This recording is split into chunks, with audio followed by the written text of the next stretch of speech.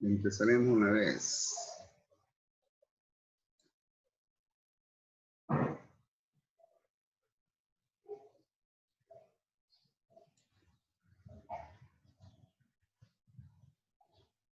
Bien, dependiendo de este avance, ahora es 18, 19, 20, la clase termina 18, miércoles. Voy a tener que acelerar. Ustedes tienen para defender a partir del jueves la segunda práctica. Y el lunes posiblemente llegue el segundo parcial. Y es sobre lo que vamos a avanzar hoy día. ¿Ya? Bien, vamos a ver un plan de gestión integral de residuos de una fábrica de gaseosa. Este trabajo lo hice guiado en el que ustedes vieron al inicio sobre cerveza. Y lo que sí pude notar es de que muchas fábricas de gaseosa no tienen un adecuado manejo de residuos sólidos. He ido a la POP varias veces a hacer inspección y había ese problema. Y ese problema es porque tiene que haber una persona que tenga conocimientos respecto al manejo de residuos sólidos. Al igual que una fábrica de cerveza, se generan muchos residuos sólidos. Entonces, este trabajo, como les digo, incluso el mismo marco teórico que ustedes vieron en ese plan de gestión de la cervecería, igual, ¿ya? Entonces, se hace una descripción de lo que son los parámetros característicos de fisicoquímica y física de lo que son los residuos. De tal manera de que se describe lo que es el vidrio, lo que es la madera, qué es la humedad. En cuanto a las composiciones, el contenido energético, todo depende del tipo de material. Al menos vemos de que existen maderas, por ejemplo, que tienen un poder energético más que otras. Ya son, por ejemplo, por eso es que la gente a veces dice, pucha, se acabó rápido este carbón, cuando está haciendo su churrasquito, ¿no? En cambio hay otros que arden y generan una llama que además de ello se mantiene buen tiempo hasta que se convierte completamente en ceniza. Entonces el poder calorífico está relacionado a las propiedades químicas que tienen los materiales. Bien. En este aspecto es de que, dependiendo de los tipos de residuos que se manejen, son los que se podrán determinar cuál es la energía contenida en los mismos. ¿Ya? Bien, en cuanto a las características biológicas, estas están generalmente concebidas en el sentido de que cuál es el tiempo en que estas materias se descomponen. Hay algunas que son de lenta descomposición, ya lo habíamos visto, y otras que son de rápida descomposición. Entonces, tenemos ahí ya una clasificación en cuanto a la biodegradabilidad. En cuanto a características de peligrosidad, igual, son importantes en el sentido de que existen aquellas que son corrosivas, reactivas, tóxicas, inflamables y patógenas. Entonces hay una clasificación de términos que están relacionados al tipo de riesgo que conllevan estos residuos, ¿ya? En el sentido de causar daño y algún impacto en el medio. Bien. Por ejemplo, ¿dónde se generan residuos sólidos patógenos? ¿En qué lugar? Generalmente los patógenos son más residuos sólidos generados en los hospitales. Desde el momento en que se coloca o se extrae sangre, una muestra de sangre, ya esa jeringa ya se constituye en un residuo peligroso, porque puede ser que la persona esté enferma y por ahí alguien manipula ese residuo después de que esa jeringa fue usada, puede encontrar enfermedades. O una gasa que se empleó para limpiar al paciente igual. ¿Ya? Entonces, estos tipos de residuos patógenos generalmente están más relacionados a los hospitales, centros hospitalarios. ¿Ya? Entonces, de acuerdo a esto, al grado de peligrosidad de residuos, la norma boliviana 758 ya establece una clasificación de los mismos basados en que sea corrosivo, reactivo, explosivo, tóxico, inflamable y patógeno. ¿Ya? Bueno, esto de acá nuevamente se vuelve a repetir. No podemos entrar mucho en detalle en la forma que lo estoy resumiendo. Debe entenderse de que existe ya una clasificación establecida en la norma boliviana 598. A ver, veamos. Bueno, 758 por decir. ¿Ya? Bien. ¿Cuál es la importancia de la cuantificación de los residuos industriales? Es el trabajo que tienen que exponer ya a partir de este jueves. El jueves ya es 20 jóvenes. 20, 21 el viernes. Nada raro que el sábado suba el segundo parcial porque ya el tiempo nos gana, así tienen ustedes del 21 hasta el 23 el tiempo. Yo voy a avanzar hasta el 25, 26 o hasta el 26 máximo. 26 y 27 es para que ustedes hagan la exposición y el 28 lo dediquen a su examen final. Creo que ya avancé más del 50%. Con esto, que viene a ser la segunda parte, ya tendrán la base como para poder elaborar su segundo proyecto. La cuantificación de los residuos sólidos industriales es fundamental en el aspecto de que en todo proceso ya se generan residuos, algunos que son el resultado de cortes, de defectos, problemas que están relacionados a defectos provocados en el mismo proceso, ¿ya? De tal manera de que esto implica de que se generan residuos que van a afectar de alguna forma u otra al concepto de productividad, pero simultáneamente tiene un efecto en cuanto a lo que viene a ser de que en todo proceso no solamente se obtienen como resultado los productos, sino que también los contaminantes, que estos pueden ser gaseosos, líquidos y sólidos. Entonces, esta cuantificación generalmente está basado en el balance en materia, que es lo que van a hacer ustedes. Cuando hablamos del número de cargas, generalmente se refiere ya a sistemas de producción por lote, ¿ya? En cuanto al balance en materia, es prácticamente tanto para sistemas de producción por lotes o sistemas continuos. Entonces, los balances en materia, ya que tienen que ver desde el momento en que se hace un proporcionamiento para alimentar un sistema de producción, estos van atravesando varias etapas hasta que se obtiene el producto final.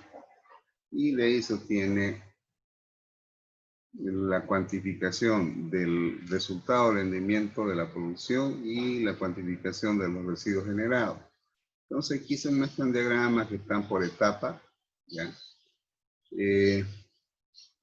Aquí son esquemas que hacen los libros, pero en la vida real ¿ya? Dependiendo del tipo de proceso, ustedes van a identificar los residuos, ¿ya? Lógicamente de que hay residuos que son voluminosos y en cuanto a su disposición final se debe considerar un espacio que precisamente relaciona los volúmenes que ocupan. Pero en las mediciones en pesos son las más adecuadas, ¿ya? Bien, en cuanto a los sistemas de recolección, algunos de ustedes ya han detallado en el reciclaje en la primera práctica que realizaron, ¿ya? Y la norma 756, que también algunos de ustedes ya mencionó en su primera exposición, establece cómo deben establecerse o diseñarse las zonas de almacenamiento, ¿ya? Y considera estos parámetros, que no debe ser inaccesible a personas ajenas como hasta de animales, dice, ¿no?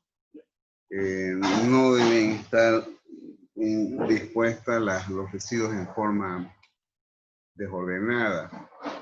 Tiene que haber ventilación, tiene que tener un piso adecuado, ¿ya? Y bueno, establece incluso hasta los ángulos que debe tener para evitar, digamos en este caso, acumulación de lo que es la descomposición de los residuos, que terminan generalmente convirtiéndose en lixiviados, y otros más, ¿no? Por eso es que habla de la forma en que debe considerarse estas zonas de almacenamiento en cuanto a piso, paredes, drenaje. Y además de ello, fíjense, ante cualquier peligro que hubiera de incendio debe contener un extintor de fuego. Bueno, fíjense, aquí esta norma ya establece incluso el diseño de los recipientes. Entonces, establece de que el volumen de ese recipiente está relacionado a la cantidad de basura generada en peso, ¿ya? Al día, y se considera el peso volumétrico, es decir, en otras palabras, la densidad y la frecuencia de recolección, ¿ya? Entonces, hay una fórmula que permite diseñar o calcular los volúmenes que tendrán estas zonas de almacenamiento o recipientes de almacenamiento de residuos. Bueno, ustedes ya han hablado bastante sobre el reciclaje, entonces no voy a entrar mucho en mi momento.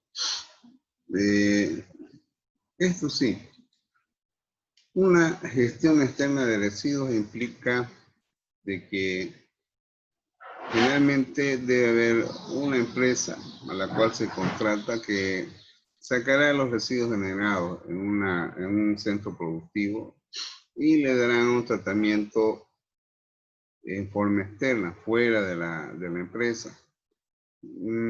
Aquí, por ejemplo, en Santa Cruz conocí una de ellas que hace tratamiento a todo tipo de residuos que están en el parque industrial. 2 veces tuve la oportunidad de visitar y algunos que son de alto peligro, por decir, demasiado tóxicos, los encapsulan, es decir, los colocan en bloques de cemento y después los entierran, ¿no? Entonces son empresas que prestan ese tipo de servicios. Bien, entonces aquí en función al tipo de tratamiento que se le va a dar, se establece, fíjense, este cuadrito es muy interesante. Por ahí, esto está subido, por si un caso, en material de aporte, algo así, está todo esto subido en PDF, ¿ya? Entonces, establece los tipos de tratamiento y de acuerdo a las características y también tienen limitaciones. Por ejemplo, los biológicos, ¿ya? Los biológicos, por ejemplo, generalmente se habla de un tratamiento físico-químico, en lo posible inhibir, si por ejemplo se desarrollan microorganismos, inhibir el desarrollo de estos microorganismos. De tal manera que esto compete a todos aquellos residuos orgánicos peligrosos. ¿Ya? Bien. Incineración, bueno, la incineración, aunque no es muy adecuado, porque al final la combustión va a generar la emisión de dióxido de carbono a la atmósfera. Bien, entonces aquí tenemos algunos sistemas de tratamiento, ¿ya? Ahí está la base.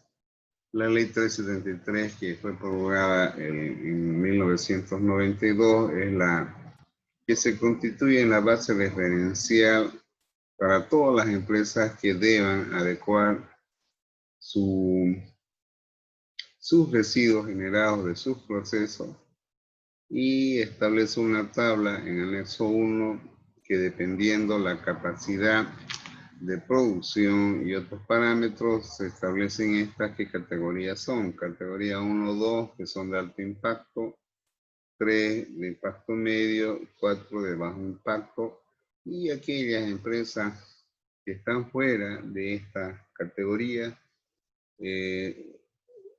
igual deben cumplir con lo que viene a ser la dispensación. Y deben emitir un informe también, ¿no? Firmado por el representante legal. Bien, entonces, el reglamento 373 tiene 5 reglamentos, de las cuales nosotros estamos básicamente dedicándonos a lo que viene a ser la gestión de residuos sólidos. Y este reglamento está relacionado a todos aquellos residuos que puedan afectar en forma directa e indirecta al medio ambiente. Y creo que algunos de sus compañeros ya, o dos de los grupos, lo hicieron muy bien.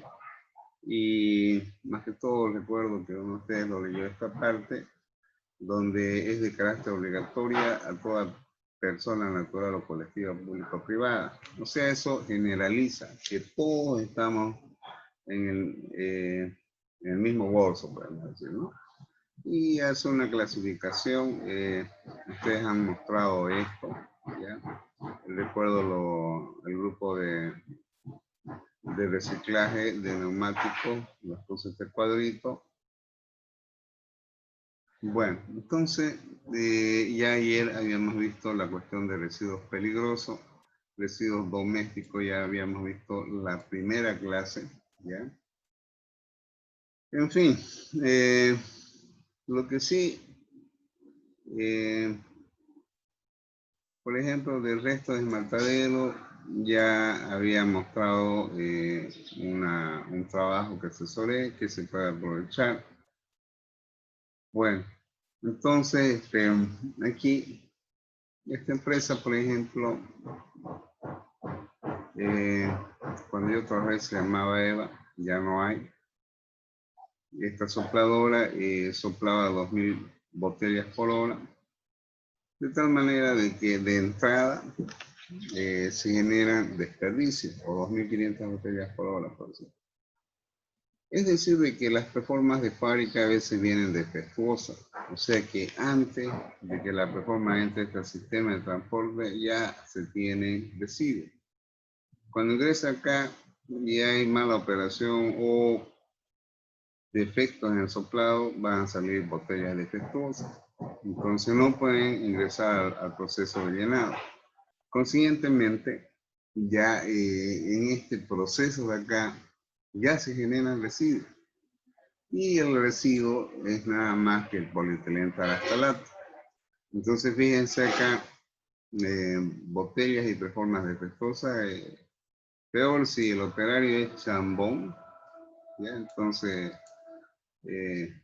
no calibra las temperaturas de los hornos, entonces lógicamente que se tiene defecto, o por ahí hay fallas en el mismo equipo igual, ¿ya? Entonces, si esto no se almacena bien, puede dar lugar a la proliferación de vectores, entendiéndose por vectores, larvas, zancudos, aquellos que producen la chikungunya, dengue y otros, ¿ya? Se constituyen en hospederos de moscas y mosquitos. Bueno, entonces, aquí, por ejemplo, en este trabajo, yo tenía los datos de producción e hice una cuantificación, ¿ya? Por ejemplo, en esta fecha se sopló botellas de 2 litros de color verde, ¿ya? Y bueno, entonces, digamos, estas son las botellas brutas, las rechazadas por defecto son 320 de este lote, reforma rechazada 24 de toda esta cantidad que ingresó, y se va cuantificando, ¿no? Entonces, esto permite la determinación en porcentaje de performance defectuosa 0.25, botellas defectuosas 1.46. Entonces, este trabajo ya yo lo hice basado en datos estadísticos reales. Entonces, estos porcentajes ya permiten efectuar un estudio jugando con estos porcentajes. ¿Qué pasa si es 0.20, 0.18, si este baja a 1? Bueno, entonces este es el sistema de este proceso. Las performances entran un 100%, se soplan ya para obtener la forma de la botella. Aquí hay un 0.25% de defectuosa, lo que se cuantificó. Las performances hasta ingresan acá, salen las botellas, pero se tienen botellas defectuosas. Entonces, ahí estamos aplicando y cuantificando a través de un balance de masa. Los porcentajes son fundamentales para determinar las pérdidas en este proceso. Por otro lado, cada botella, ¿ya? ¿Conocen la performance jóvenes? Hola. Sí. Ya. Esta es una performance. Esta es una performance para envase de 2 litros. Pero esta es una performance que pesa alrededor de 110 gramos. Esta performance es más que todo para envases retornables. Las performances que van a ser destinadas a botellas no retornables tienen un gramaje que oscila de 53, 54, 55, dependiendo el origen en este caso, del proveedor de performance. Nosotros solíamos comprar del Perú, otras veces, dependiendo los precios, venían de otros países también. Acá existe Petbol Bolivia, que produce tanto performance como botella. Ya está en el parque industrial. Bueno, y entonces, si ustedes cuantifican esas cantidades de performance de botellas sopladas, se traduce en masa. ¿Ya? Y algunos de ustedes están haciendo el trabajo, creo, sobre reciclado de botellas PET. Bien. Bueno, aquí ya es la estadística de otro mes, ¿ya? Igual. Entonces, se cuantifica ya acá en peso. ¿Listo? Ahora, la cuantificación en peso. Si ustedes tuvieran que vender ese residuo, lógicamente que lo van a vender de acuerdo al peso, ¿ya? En cuanto a las botellas de vidrio, igual, fíjense en la cantidad de botellas que se rompen. En especial las botellas de vidrio, las populares que nosotros decimos que son de 620 ml, son botellas que muchas de ellas ya tienen muchos años. Van bien, es decir, de que van al consumidor, retornan a alguna de las embotelladoras, tanto de gaseosa o de cerveza, dependiendo del tipo de botella, sin ámbar, Generalmente más son para cerveza. Bueno, entonces estas botellas llega a un punto en que pierden su resistencia y acaban rompiéndose. ¿Ya? Entonces, la cantidad de botellas rotas es apreciable. ¿Ya? Finalmente pueden oscilar entre 0,1 y 0,2% de las botellas que ingresan. En especial cuando las botellas vienen en cajas de madera, ¿ya? Estas son las que más se rompen. Por el mismo manipuleo no hay máquinas especiales para poder desencajonar o sacar las botellas de las cajas. Conscientemente en el manipuleo es donde más botellas se rompen.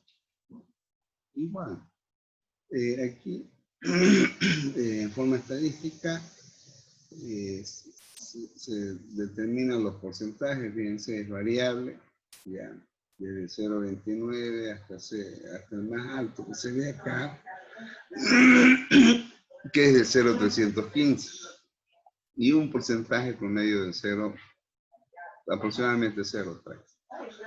¿Ya? Entonces, aquí coloqué una fotografía, lo que son las especificaciones de estas botellas. ¿Ya?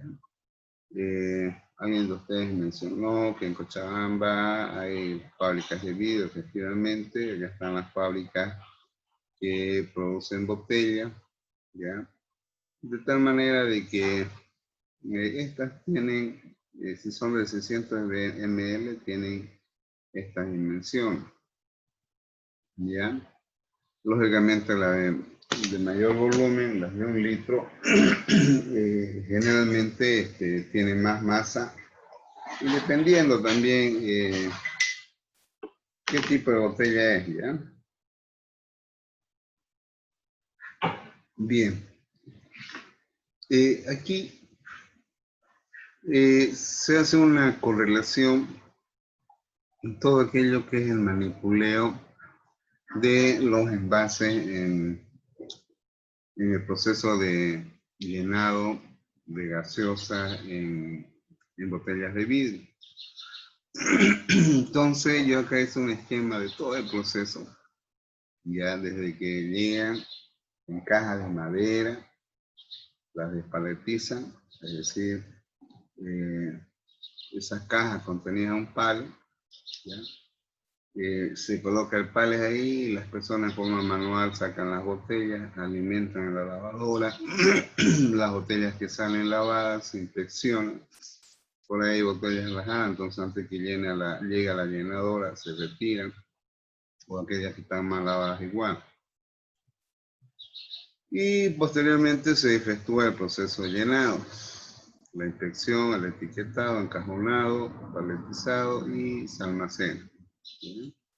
Entonces, igual, acá se tiene las estadísticas que son reales, ya cuantificadas, y bueno, entonces ya tenemos cuantificado otro residuo más, ya que tiene un valor comercial.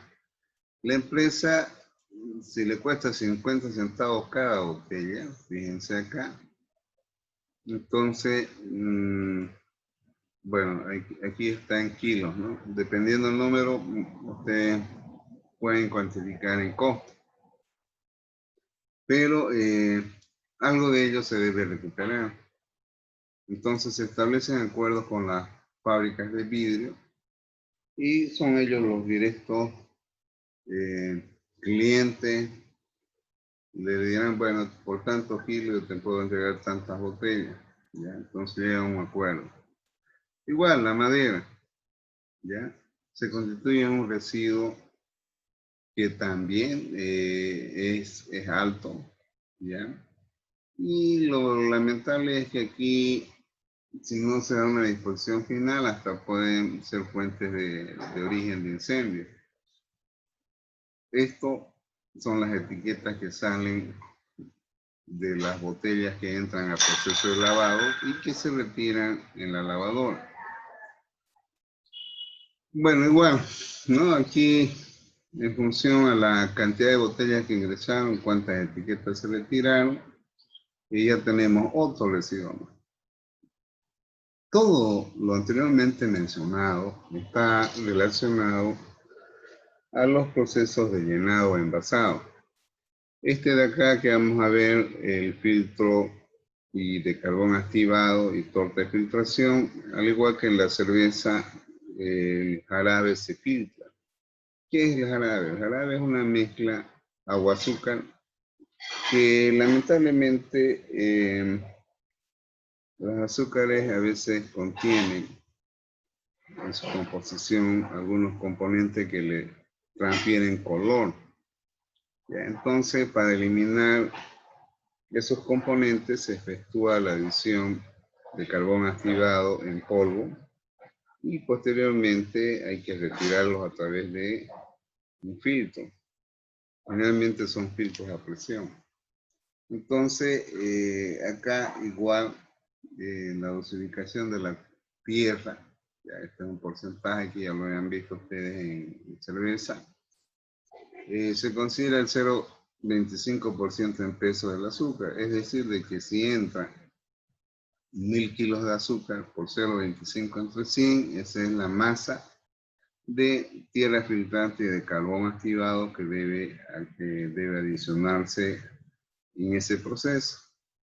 Bueno, aquí hago la descripción de un filtro, ya que tuve la oportunidad de ver su montaje, su puesta en marcha. Un filtro muy interesante, un filtro a presión de placas verticales. Bien, entonces esto que ustedes ven acá, este cálculo, en la vida real yo lo apliqué. Ya, es decir, de que le decía al jarabero o al encargado de la sala de filtro, hay que dosificar tanto de tierra con tanto de carbón. Y se opta como un estándar, ¿ya? Bien, entonces aquí fíjense, 0,25 entre 100 por la cantidad de azúcar, son 17 kilos de carbón que se constituye posteriormente en un residuo que va a estar dentro de la torta de filtración. Y lo mismo viene a ser la tierra filtrante, que son 17 kilos porque están ingresando en la misma proporción. Pero como la torta tiene humedad, ya tiene agua, entonces, fíjense, en cada filtrada son 67 kilos de torta. Y es una pregunta acá, ¿qué se puede hacer con esto? Y creo que, no sé si lo hice en la cuestión de cerveza también, es un residuo muy interesante, ¿no? Bien, no, aquí como dice informe integral, ya hablé de acá algo de lo que viene a ser el agua en la filtración, porque generalmente algo de jarabe se pierde y algo de azúcar se bota en este proceso, se pierde. Acá está el esquema en el cual se echa azúcar, agua, carbón, acá se prepara la precapa en este filtro, se echa esta cantidad de tierra, se hace un circuito hasta que se establece el hecho filtrante, se cierra la válvula de acá, fluye el jarabe y acá quedan atrapadas todas las impurezas que pueda tener ese jarabe, ¿ya? Aquí sale un jarabe filtrado, se enfría y se almacena en un tanque para la elaboración de jarabe simple. O por sí para la elaboración de jarabe terminado a partir de este jarabe simple. Bien, este es igual, cuantifiqué, fíjense, al año son 6.000 kilos de carbón, y, bueno, casi 7.000 y 7.000 entre carbón y tierra, que suman 13.500 kilos al año. Bueno, aquí hago un análisis de lo que exige el reglamento de gestión de residuos sólidos contemplado en la ley 373 y qué es lo que dice. Generalmente más está relacionado a los ciudadanos, ¿no? Pero por ahí generaliza todo, aunque habla acá más de gestión de residuos urbanos. que son los municipios los que deben encargarse de establecer una recolección de la basura, establecer una logística y su disposición final. Bueno, entonces, por eso es de que más está relacionado al manejo de residuos urbanos, ¿no? Pero por ahí emplea el término que dice, por ejemplo, toda persona natural o jurídica, ¿ya?, debe responder, o sea, hasta las organizaciones más involucradas. Y recién aquí hablo, ¿no? Bueno, tenemos 2 minutos. Vamos a pararla acá y volvemos a la menos cuarto. Vamos a terminar esto y ahí lo vamos a parar. Pensaba terminarlo en primer tiempo, pero no estaba. ¿Ya? Volvemos, jóvenes, a la menos cuarto.